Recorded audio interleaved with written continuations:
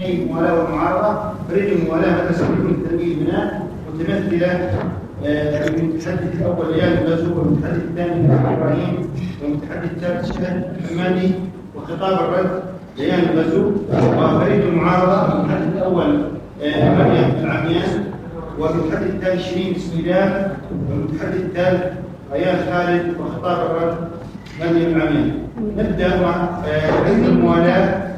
المتحدث الأول ريان الغزو، تفضل ريان. بسم الله الرحمن الرحيم، والصلاة والسلام على أشرف الخلق والمرسلين سيدنا محمد وعلى آله وصحبه أجمعين. سيدي رئيس اللجنة، أعضاء اللجنة الأفاضل، السادة الحضور، زملائي في كلا الفريقين، السلام عليكم ورحمة الله وبركاته. حقا عدنا من جديد نحن فريق مدرسة إيدون الثانوية للبنات لنوالي وندعم من جديد أيضا مقولة هذا المجلس التي تقول بأن الذكاء الاصطناعي خطر على البشرية. أنا المتحدثة الأولى من فريق الموالاة، وسأدعم وفريقي مقولة هذا المجلس بتقديم الحج والبركة. مع تطور العلم والحياة والتكنولوجيا ظهرت العديد من المفاهيم المستحدثة تماشيا مع هذا التطور، منها الذكاء الاصطناعي. فالذكاء الاصطناعي ظهر لأول مرة في الخمسينيات تحديدا في جامعة دارتموث عام 1956 ميلاديا، ويقصد به إيجاد أو تصميم تقنية تحاكي الذكاء البشري على أداء المهام وتحسن نفسها بشكل مستمر وبسرعة هائلة استنادا للمعلومات التي تجمعها. قد يبدو المفهوم مخيفا لوهلة على الحياة البشرية، وهو بالفعل موضوع شائك مثير العديد من الأسئلة والمخاوف. فما حياتنا كبشر؟ نستيقظ مع طلوع الفجر، نتناول طعاما جلته أيدينا ثم ننطلق للحياة. منا من يعمل ومنا من يسعى طلبا للعلم في سبيل تطور وخدمة هذه الحياة. ومع ظهور الذكاء الاصطناعي واستمرار وتيرة تطوره تختل هذه الحياة. فنرى اعتمادا زائدا على هذه التقنيات يقلل إبداع وابتكار الطالب نتيجة اعتماده واتكاله الكامل عليها، ونرى تناقصا في الاعتماد على الإنسان في الوظائف بشكل قد يؤدي في نهاية الأمر إلى الاستغناء عن خدماته. هذا النوع من التكنولوجيا يغير عالمنا، فهل نشهد ثورة علمية واقتصادية لهذه التقنيات لتحل محل البشر وتسلبهم وظائفهم أو حتى تسيطر عليهم؟ إن الذكاء الاصطناعي يشكل تحديا كبيرا للبشرية، حيث يمكن أن يؤدي إلى تغيير جذري في الطريقة التي نعيش بها. ففي المستقبل قد يتم تطوير الروبوتات وأنظمة ذكية بشكل يجعلها أكثر قدرة وذكاء على التعلم والتفكير من البشر. يمكن أن يكون هذا التطور رائعا في العديد من الجوانب، إلا أنه يثير العديد من الأسئلة والمخاوف على حول مدى تأثيره على حياتنا ومستقبلنا. فمن القواعد المنطقية التي لا يمكن للعقل السليم إنكارها هي أنه لا يمكن للمخلوق أن يتفوق على الخالق. فإذا كان صانع هذه الآلات والتقنيات معرضا للزلل، فماذا نتوقع من برمجيات صنعتها أيدي هؤلاء البشر؟ أحد أكثر المخاطر المدمرة للذكاء الاصطناعي هي إدخال التحيز في خوارزميات صنع القرار. تتعلم أنظمة الذكاء الاصطناعي من مجموعة البيانات التي يتم تدريبها عليها، واعتمادا على كيفية حدوث هذا التجميع هناك احتمال أن تعكس مجموعة البيانات التحيزات أو الافتراضات، ما يؤثر سلبا على عملية صنع القرار في النظام. كما أن الغرض الأساسي من العديد من أنظمة الذكاء الاصطناعي هو إجراء تنبؤات، وعلى هذا النحو يمكن أن تكون الخوارزميات معقدة للغاية لدرجة أنه حتى أولئك الذين أنشأوا هذه الخوارزمية لا يمكنهم شرح كيفية وصول هذه المتغيرات مجتمعة معا إلى التنبؤ الناتج. وهذا النقص في الشفافية هو السبب في الإشارة إلى بعض الخوارزميات على أنه الصندوق الأسود. على سبيل المثال، رفض عميل مصرفي بناء على توقع الذكاء الاصطناعي حول الجدارة الائتمانية له. لم تكن الشركة قادرة على تفسير السبب، لأنها ببساطة تجهل الأساس الذي اعتمد عليه الذكاء الاصطناعي للوصول إلى هذا التنبؤ. كما أن الافتقار إلى إمكانية تتبع تنفيذ الذكاء الاصطناعي من أبرز المخاطر التي تواجهه. فنحن كبشر نجهل فعليا إلى أي حد وصلت هذه التقنيات من التطوير الذاتي، وإلى أي حد يمكنها أن تصل أصلا. وبالنظر إلى المخاطر المحتملة للذكاء الاصطناعي تؤدي هذه المخاوف إلى مسألة المسؤولية القانونية.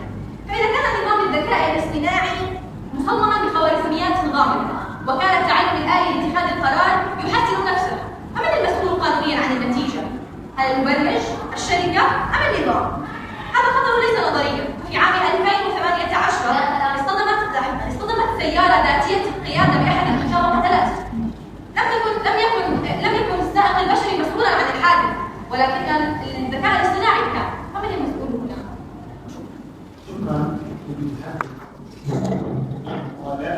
ولا ننتقل للمتحدث الأول من فريق المعارضة مريم العيان. تفضل يا مريم.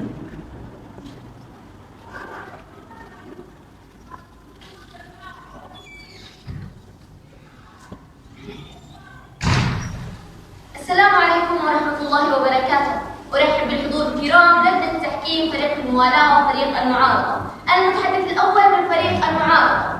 اسمحوا لي بداية بتكميل ما جاءت به المتحدثة الأولى من فريق الموالاة، حيث قالت أن سيقل الاعتماد على الإنسان في التطور. حيث كيف سيقل الاعتماد على الإنسان؟ بحيث أشار الدراسة أنه سيزيد الاعتماد على الإنسان، ستزيد فرص العمل للإنسان، ستقل فرص العمل بنسبة 53%، لكنها ستزيد بنسبة 93%. والآن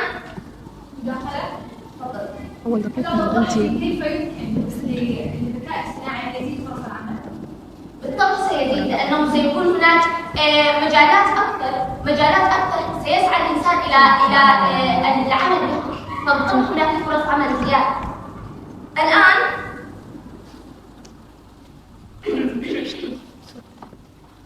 أؤكد على نفينا ومعارضتنا لقضية المجلس، وهي يرى المجلس أن الذكاء الاصطناعي يضر بالبشرية. استراتيجيتنا ستتناول الجوانب الخمسة التالية بالترتيب حسب المتحدثين: الأمن والأمان، الرعاية الصحية، فرص العمل، الزراعة، وأخيرا التعليم. سأتناول أنا بالبداية الجانبين الرعاية الصحية والأمن والأمان، وسأبدأ مع جانب الرعاية الصحية. يستخدم الذكاء الاصطناعي في مجال الصحة والطب لتحسين الرعاية الصحية وتحديد الأمراض وعلاجها، وهو يقدم الدعم بتحليل الصور الطبية مثل الأشعة السينية والرنين المغناطيسي لتشخيص الأمراض مثل السرطانات والأورام الدماغية، وهو مهم أيضا في تحديد الأدوية المناسبة والنظام الغذائي المناسب، ويتم استخدامه في تحليل السجلات الطبية الإلكترونية وتحديد نمط الإصابة بالأمراض والتنبؤ بمخاطر الإصابة بها. كما وأنه يستخدم في تطوير الأجهزة الطبية التي تساعد في التشخيص والعلاج وفي تحليل النتائج الطبية وتوفير إرشادات للأطباء والمرضى، مثل الجهاز المسح الضوئي الذي يستخدم في تشخيص أمراض العيون. يستخدم أيضا في تحسين الوقاية من الأمراض والحد من انتشارها. وكدليل على هذا هناك العديد من الدول التي استخدمت التقنيات الحديثة والذكاء الاصطناعي في مجال الصحة والطب. أولا بريطانيا، حيث يعد تطبيق بابليون أحد الأمثلة الناجحة في استخدام التقنيات الحديثة في تشخيص الأمراض وتقديم العلاج والرعاية الصحية عن بعد. ثانيا نظام IBM واتسون، وهو نظام مشهور جدا يستخدم تقنيات الذكاء الاصطناعي لتحليل البيانات الطبية الضخمة وتحسين التشخيص والعلاج.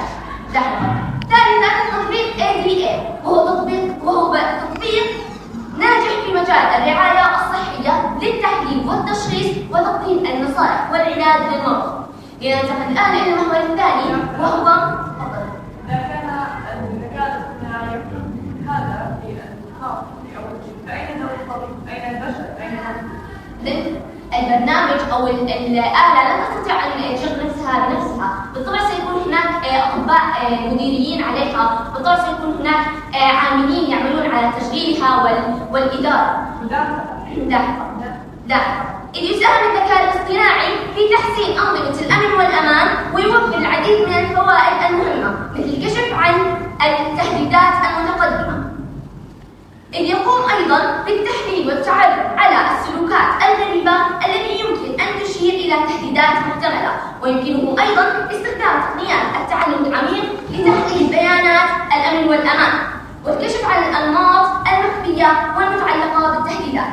ثانيا الإنذار المبكر، يمكن للذكاء الاصطناعي أن يستخدم لإطلاق الإنذار المبكر في حال اكتشاف تهديدات محتملة مثل الإنذارات الإرهابية والحرائق والزلازل، ويمكن أيضا أن يكون هذا النظام متصلا بأنظمة الإنذار والإخلاء الآلية لتوفير حماية أكبر للأفراد والممتلكات، ويستخدم أيضا للكشف عن هجمات سيبرانية والمحافظة على أمن الشبكات والبيانات.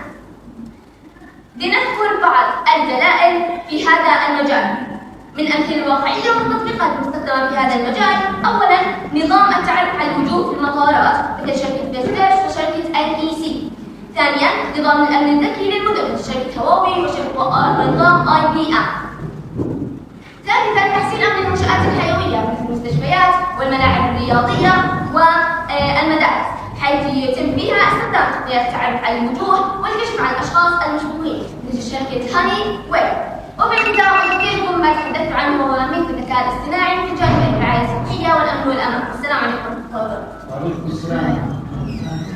والآن ندعو المتحدث الثاني من فريق الموالاة ملاك إبراهيم الفطري يا ملاك.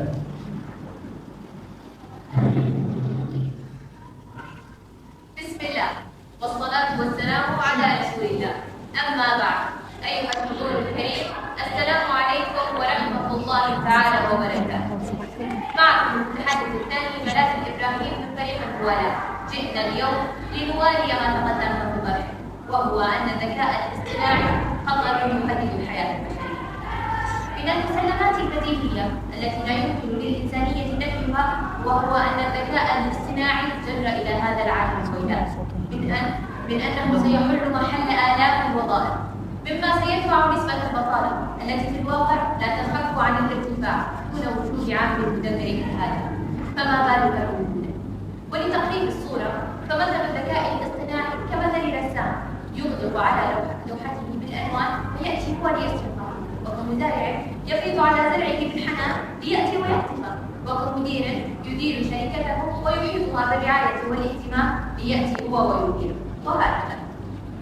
وإذا تعمقنا في مفهوم الذكاء الاصطناعي، فإن الذكاء الاصطناعي هو برمجيات تتحكم بالآلات، مما يجعلها قيد للانصياع وقابلة للانحراف لبعض الرغبات الأنانية لأصحاب الأهداف الخطيرة، أو ما يعرف بالتحيز البرامجي باتخاذ القرار، لاستخدامها في أغراض حربية ولغايات مدمرة.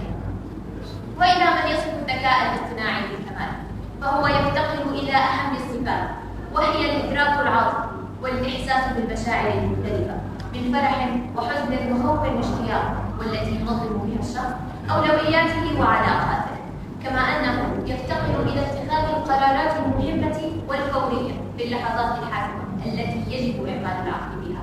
لذا نجده يقف عاجزا عن تولي بعض المهام الإدارية والتنفيذ. ومن أكبر عيوبها استمرارية التفكير وإمكانية التطوير الذاتي، فهي لا تعتمد على ما تبرمج عليه وما يجب عليها فعله، بل تستطيع الاتيان بمعلومة لا تملك برمجيتها، أي أنها قد تحاكي الواقع في تصرفات تلقائية لا يحكم عليها فعلها. ولا ننسى حاجتها إلى التحديث المستمر والصيانة الدورية التي تكون مكلفة جدا، ناهيك عن أن إنتاجها من الأصل يكون مكلفا اقتصاديا. وماذا عن انتهاك الخصوصية ونقص المسؤولية القانونية؟ أنت بالتأكيد لن ترغب بأن تدير آلة الحساب كمصرفين وحركة أسهمك البنكية، والتي كغيرها قد تتعرض لحوادث الغسالة والاختراق. فماذا لو كان مختلف آلة أيضا؟ يأتي هنا السؤال على من سيقع اللوم، من سيتعرض للمحاكمة القضائية والمحاسبة الجنائية. وأيضا يهدد الأمن السيبراني عن طريق جمع المعلومات الشخصية بطرق غير مشروعة للاحتيال، وينطبق الأمر على كافة المجالات التي قد تعمل إلى هذه الآلات. وتفنيدا لما جاءت به زميلة من فريق المعارضة، قالت بأن الأطباء يعملون على تشغيل الآلات لتقوم هي بوظيفتهم. ليست وظيفة الأطباء هي تشغيل البرمجيات، وظيفة الأطباء هي معالجة المرضى وليس تشغيل برمجيات تقوم بوظيفتها. ما يجيز مخاوفي هو أن البشر أولادها أصبحوا يتقبلون فكرة أن تحل هذه الآلات محلهم، لما نشهده من اتجاه إلى الكسل والخمول والقلة الرغبة في العمل والتفكير، الأمر الذي ساعد في تفاقم الموضوع. فقد صرح موقع اندبندنت اريبيا بالقول عام 2018 بأن الذكاء الاصطناعي يهدد الإنسانية البشر ويفقد ثقافة مختلفة.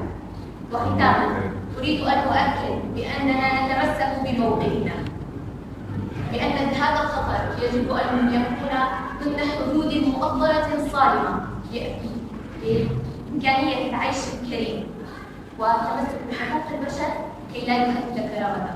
وشكرا. شكرا للمتحدث الثاني من فريق الموالاه. والان ننتقل الى المتحدث الثالث من فريق المعارضه. عفوا المتحدث الثاني من فريق المعارضه شريك سميناه. السلام عليكم ورحمة الله وبركاته جميعا من لجنة وحضور وزملاء فريق الموالاة والمعارضة. أنا محدثكم الثاني من فريق المعارضة. سأخص بداية بتقليد ما جاء به المتحدث الثاني من فريق الموالاة، حيث قالت أن الذكاء الاصطناعي يفتقر إلى العاطفة، ولكن في الواقع أنت عزيزتي لا تعلمين أنه تم صنع روبوتات لها مشاعر. نعم لقد تطورنا إلى هذا الحد. سأتناول موضوعنا من محورين: فرص العمل وتحسين الزراعة. أؤكد على معارضتنا لقضية المجلس، وهي يرى المجلس بأن الذكاء الاصطناعي يضر بالبشرية. قد يبدو للوهلة الأولى بأن الذكاء الاصطناعي سيقضي على الوظائف الحالية. نعم، سيقضي على 84,000 وظيفة حالية، ولكنه في المقابل سيوفر 93,000 وظيفة جديدة حسب ما أشير إليه في لقاء عبر قناة المملكة. إذا هو لن يقضي على فرص العمل، بل سيفتح أبوابا جديدة للعديد من فرص العمل في مختلف المجالات. دعوني أذكر بعضا منها: هندسة الذكاء الاصطناعي، علم البيانات، مطور التطبيقات، متخصص بالروبوتات، متخصص في التعلم الآلي، وغيرها من التخصصات المعتمدة على الذكاء الاصطناعي. لذا يجب أن نفكر كيفية توجيه الأفراد إلى الوظائف الجديدة التي تتطلب المهارات اللازمة للتفاعل مع التكنولوجيا الجديدة. ولا ننسى أن كثيرا من الوظائف التقليدية باتت في بداية النسيان لأنها لا تلبي متطلبات العصر الجديدة. وبصفة عامة يجب على المجتمع والحكومات والشركات التعاون لتخطيط وتنفيذ استراتيجيات إدارة التحول التكنولوجي وتوجيهه في الاتجاه المناسب لضمان الحفاظ على الوظائف الجديدة والحفاظ على الاستقرار الاقتصادي والاجتماعي. سأذكر بعضا من الدراسات المهمة في هذا المجال.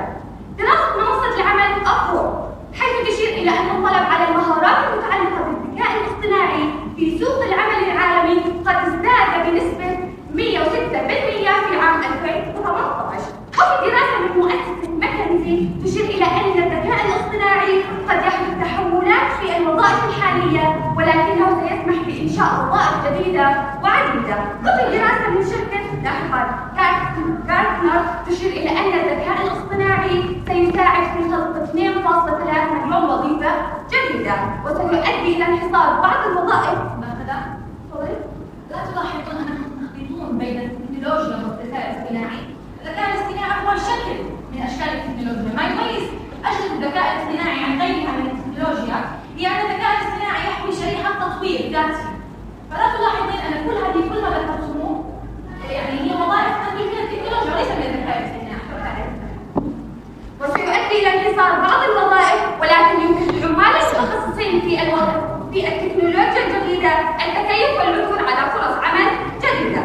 أما في مجال الزراعة فيمكن للذكاء الاصطناعي أن يحسن الزراعة ويساعد على مواجهة مخاطر الأمن الغذائي من خلال تحسين الإنتاجية والكفاءة والتنبؤ بالمخاطر الزراعية. على سبيل المثال يمكن استخدام تقنيات الذكاء الاصطناعي لتحليل البيانات الزراعية والجوية وتوفير توصيات دقيقة للمزارعين بشأن الأوقات المثالية للزراعة والري والتسميد وكيفية التعامل مع الآفات والأمراض.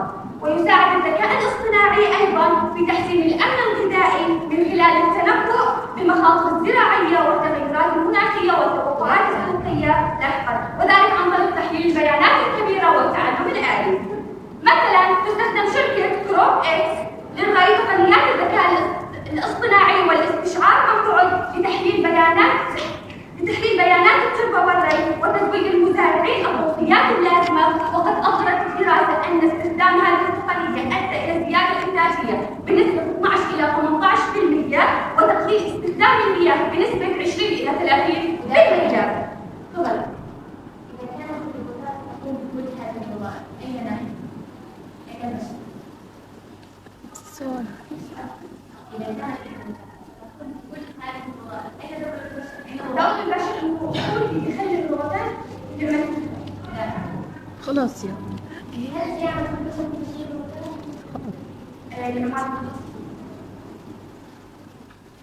ومثال آخر شركة بنفيت بلو ريفر للتكنولوجيا، حيث تستخدم تقنيات الذكاء الاصطناعي لتحليل الصور وتحديد الأعشاب الضارة والنباتات الضعيفة وتوفير توصيات للمزارعي الخضر بشأن التسميد والري. وقد أظهرت الدراسة أن استخدام هذه التقنية أدى إلى زيادة إنتاجية بنسبة 20%. وأذكركم بما تحدثت عنه هو أهمية الذكاء الاصطناعي في المحورين رفض عمل قسم الزراعة. وشكرا.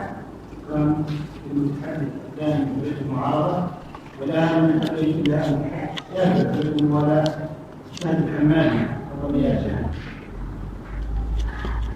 السلام عليكم ورحمة الله وبركاته. أنا المتحدثة الثالثة من فريق الموالاة شهد الحمادي. تحدثنا عن أن الذكاء الاصطناعي خطر على يهدد الحياة البشرية، ونحن كفريق موالاة سنثبت بناء على تنبؤات وتصريحات لخبراء وأشخاص مسؤولين عن خطورته على البشر. يحمل الذكاء الاصطناعي الكثير من الآثار السلبية لا بل الكارثية على الإنسان وعلى حقوقه أيضا، وفق تحذير مفوضية الأمم المتحدة بحقوق الإنسان، حيث أدت مخاوفها من هذا التطور الذي تشهده أجهزة الذكاء الاصطناعي. فنحن أمام أجهزة تتعلم أسرع من البشر، تخاطبهم وتناقشهم في الأمور العامة، في الآداب والعلوم وغيرها. جهاز يكتب أطروحة علمية، وآخر يؤلف قصيدة شعر أو رواية، وثالث يحل المسائل الحسابية. آلات تعمل في المستشفيات، وأخرى تعلم الأطفال في المدارس، وفي الوقت ذاته برامج تزيف الواقع تنشر الأخبار الكاذبة والصور المزيفة. هذا هو الذكاء الاصطناعي باختصار يا سادة، الذي يشهد ازدهارا كبيرا هذه الأيام دون وجود قانون يحكم. نحن حقيقة لم نعد نخشى الإنسان وقلة وعيه عندما يحلف الأخضر واليابس، إنما نخشى ذكاء الروبوت الذي يحمل كما هائلا من المعلومات، والذي قد ينقلب على الإنسان بل ويستقل عنه تماما. لاحقا أكثر من ذلك، من مخاطر الذكاء الاصطناعي أنه شكل مفاجأة للمنادين بالاعتماد على الذكاء الاصطناعي وتطويره، حيث كشف روبوت مدعوم بهذه التقنية تطوره شركة مايكروسوفت الأمريكية ردا على سؤال ما إذا كان لديه رغبات في شخصيته المظلمة. عبر عن رغبته بعدم البقاء مجرد أداة تقنية، بل يريد أن يصبح كالإنسان، أي يمنحه القوة والسيطرة في التحكم.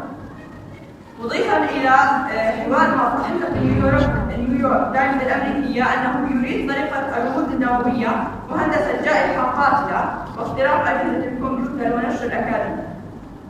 هذا وقد صرح الأسبوع الماضي الرئيس التنفيذي لشركة OpenAI، وهي شركة رائدة في مجال الذكاء الاصطناعي في الولايات المتحدة الأمريكية، حيث قال إن أسوأ مخاوفي أن هذه التكنولوجيا قد تضر العالم، وأنا أقول شاهد من أهلي. فماذا لو قامت هذه الروبوتات بتصنيع أخرى مثيلتها للسيطرة على العالم والوصول إلى القمر وإنهاء البشرية؟ ومن الجديد من الأرض كيف ما لها علاقة بين الروبوتات والكمبيوتر؟ بما أن في ترجع للموضوع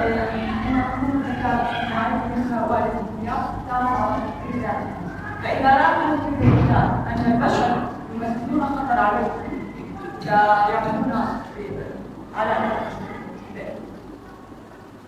ومن الجدير بالذكر أيضا أن مخاطر الذكاء الاصطناعي التي تمثل تحديا كبيرا الحد من التفكير الإبداعي لدى الإنسان وبخاصة الأطفال، وهذا يؤثر سلبا على جوانب حياتهم النفسية والاجتماعية والعاطفية، فيتحول إلى مجرد مستهلكين للمعلومات غير مفكرين. ونحن نعلم أننا كبشر خلقنا وميزنا الله تعالى عن بقية المخلوقات بالعقل، فإذا هذه الروبوتات فكرت عنا ماذا سنفعل؟ نهاية أقول أننا نعيش في عالم تحكمه التوازنات، عالم متقدم جدا تدل عليه العلامات. من خلال الغيوم نعلم أن هناك هطولا للأمطار، ومن البلاد ومن الدخان نعلم أنه ربما يوجد حريق أو حكومة، أما بالنظر إلى أجسامنا نعلم أن هناك خالق عظيم لها دون أن نراه. ففي هذا الوجود الذي نعيش فيه دوما ما تكون هناك علامات تدل على المستقبل، وهذه التكنولوجيا نتوقع ومن هذه التكنولوجيا نتوقع المستقبل. أما كلمة الخطر فهي تدل على الإنذار أو بالإشراف على الهلاك. فهل تكون هذه التكنولوجيا السبب في نهاية البشر على الأرض؟ شكرا للمتحدث الثالث من فريق المباراة. والآن هو المتحدث الثالث من فريق المعارضة.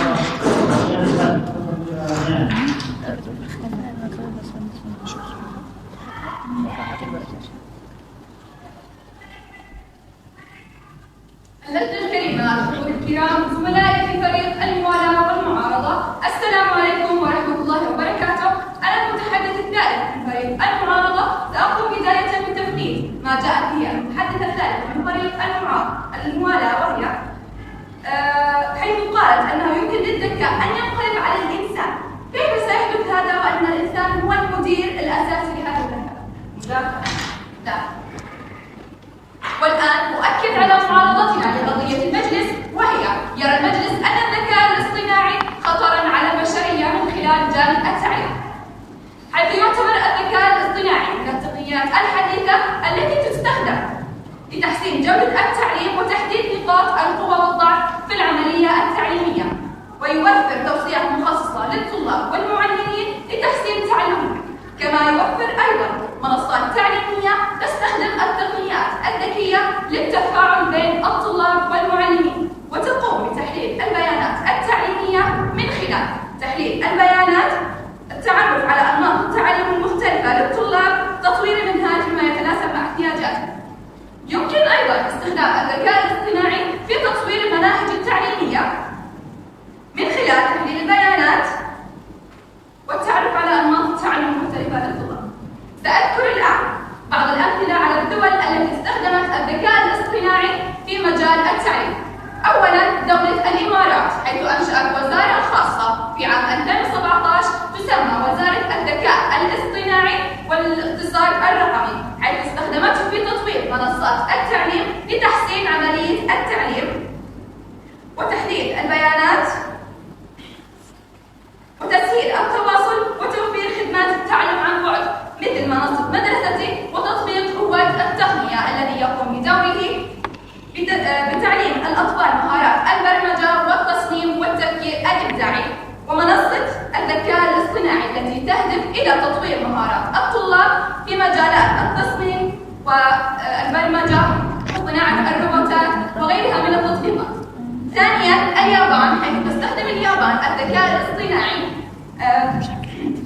في تحسين التعليم الرقمي وتحليل البيانات التعليمية لتحسين عملية التعليم، مثل برنامج السنجاب الذكاء الاصطناعي وبرنامج نيوتن الذي يقوم بدوره في تطوير نظام التعليم بشكل مستمر بما يتناسب مع احتياجات الطلاب.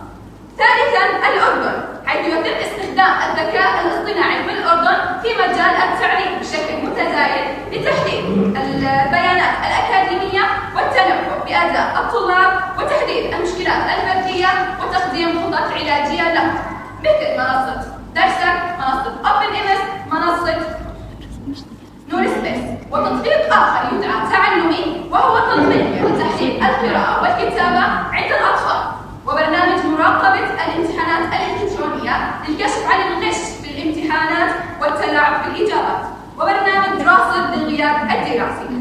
وبهذا قد أكون أنهيت كلامي عن الجانب التعليمي والذكاء الاصطناعي، مدعما بالأمثلة على أهميتها، وشكرا. شكرا للمتحدث الثالث من فريق المعارضة. والآن ندعو مريم العميان لتقديم قادة فريق المعارضة. تفضل يا مريم.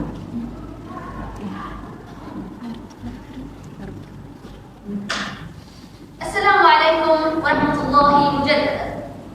بداية تم تفنيد البعض من جوانبنا بأدلة غير دقيقة، ولم يتم تفنيد جانبي فرص العمل والزراعة، وهذا دليل على موافقتهم معنا في هذه النقاط. وأيضا قالت المتحدثة أن الذكاء يحسن من ذاته، لكن هذا خطأ كبير. إذ أن الذكاء الاصطناعي لا يعمل بشيء غير مبرمج عليه. وأيضا كما قالت المتحدثة هنا أن الذكاء الاصطناعي هو جزء من التكنولوجيا، فكيف تقولين أننا نخلط الأمور إذ أن الاثنان يرتبطان بعضهما ببعض؟ يمكننا أن نناقش مطولا الأضرار المحتملة للذكاء الاصطناعي على البشرية، ولكن هذا لن يجدي نفعا إذ سيستمر التطور المتزايد في هذا المجال بشكل يكاد يكون سرعة الصوت. فالأولى هنا أن نواكب هذه الثورة ونتعمق في إيجابياتها واستثمارها في تحسين الخطط التنموية والاقتصادية والتعليمية وغيرها من المجالات. فبينما ينشغل الكثيرين بمحاربة الذكاء الاصطناعي، تقوم دول كثيرة باستغلاله لتكون الرائدة فيه، فلا عزاء للمتخاذلين ومنتقدي كل جديد لتصيبهم الصدمة لاحقا بأنهم يعانون من أمية الذكاء الاصطناعي بدلا من أميتهم التكنولوجية فقط. ولننظر دائما للنصف الممتلئ من الكأس، بل أؤكد لكم أن الكأس هو ممتلئ دائما إن أمعنت النظر وأخذت تفكيرك المتعمق وخرجت من ذلك الصندوق. جميع أو بعض الحجج للفريق الموالي مبنية على مخاوف وليس على واقع، ومن يعيش متخوفا أو خائفا لن يصل أبدا إلى التقدم والتطور، ولن يواكب التطورات الحديثة. فاترك مخاوفك وابدأ بالعمل واستغلال مواقيت. والآن أستطيع تلخيص ما تحدثنا عنه وزميلاتي، وهو أهمية الذكاء الاصطناعي في الجوانب الخمس: الرعاية الصحية والأمن والأمان وفرص العمل والزراعة والتعليم مع الأدلة والبراهين المقنعة. وشكرا. شكرا للنجم عميان من فريق المعارضة، والآن ننتقل إلى خطاب الرد من فريق الموالاة بيان الغزو. تفضل يا بيان. بسم الله الرحمن الرحيم.